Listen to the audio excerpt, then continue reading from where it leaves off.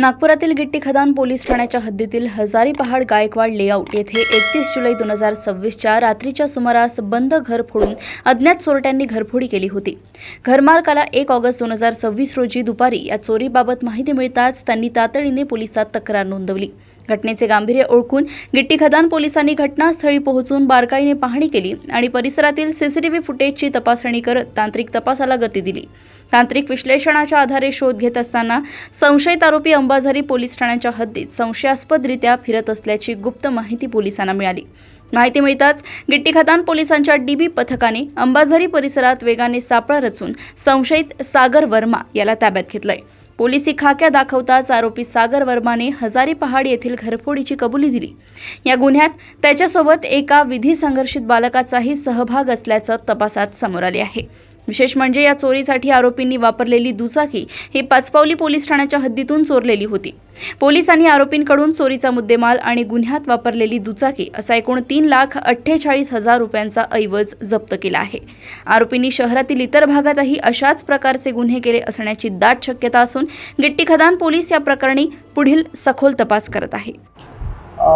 Police station गिट्टी खदान अंतर्गत हजारी पहाड गायकवाड लेआउट येथे 31/7/2026 ते रात्रीच्या दरम्यान एक घरफोडी झाली होती। त्या घरफोडीच्या फिर्यादीला ती माहिती 1/8ला दुपारी मिळाली। त्या अनुषंगाने सदर घटनास्थळी आम्ही तसेच फॉरेन्सिक व्हॅन आपले डीबी पथक स्वतः जाऊन घरफोडीच्या घटनास्थळाची बारकाईने पाहणी केली। आजूबाजूचे सीसीटीव्ही फुटेज तपासले, घरफोडी झाल्याचे निष्पन्न झाले। त्यावरून आम्ही त्या दिवसापासून एक तांत्रिक तपास सुरू केला आणि आमच्या तपास पथकाने सदर गुन्ह्यातील आरोपीचा अतिशय मागोवा घेऊन तो आरोपी जो आहे या गुन्ह्यातील तो अंबाझरी पोलीस स्टेशनच्या हद्दीमध्ये संशयितरित्या फिरतो आहे अशी माहिती मिळाल्याने आमच्या डीबी पथकाने सापळा रचून त्याला अटक केली आणि त्याला ताब्यात घेतल्यानंतर त्याला विचारपूस केल्यानंतर त्यांनी गुन्ह्याची कबुली दिली। त्यांनी तो गुन्हा त्याचा एक विधी संघर्षित बालक याच्यासोबत केल्याचे सांगितले व गुन्ह्यात त्यांनी जे वाहन वापरले होते ते सुद्धा पोलीस स्टेशन पाचपावली येथील चोरीस गेलेले आहे।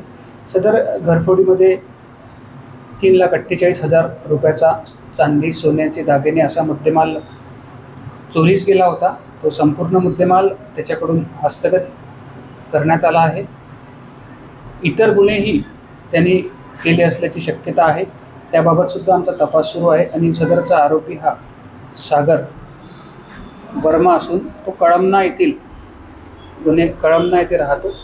त्याबाबत सुद्धा आमचा तपास सुरू आहे। आम्ही आता त्याची पोलीस कोठडी घेतल्यानंतर परत त्याच्याकडून त्यांनी केलेल्या गुन्ह्यांची माहिती घेऊन त्याबाबत आमचे कार्य करीत आहोत। पकडलेल्या आरोपीचा कळमना हद्दीमध्ये घरफोडी करण्याचा तो सर्वाधिक गुन्हेगाराची माहिती मिळालेली आहे। सदर गुन्ह्यामध्ये 3,48,000 रुपयाचा मुद्देमाल गेला होता। त्यापैकी 3 लाखाचा मुद्देमाल आम्ही जप्त केला आहे। त्याशिवाय पाचपावली येथील मोपेड ही सुद्धा आम्ही जप्त केलेली आहे।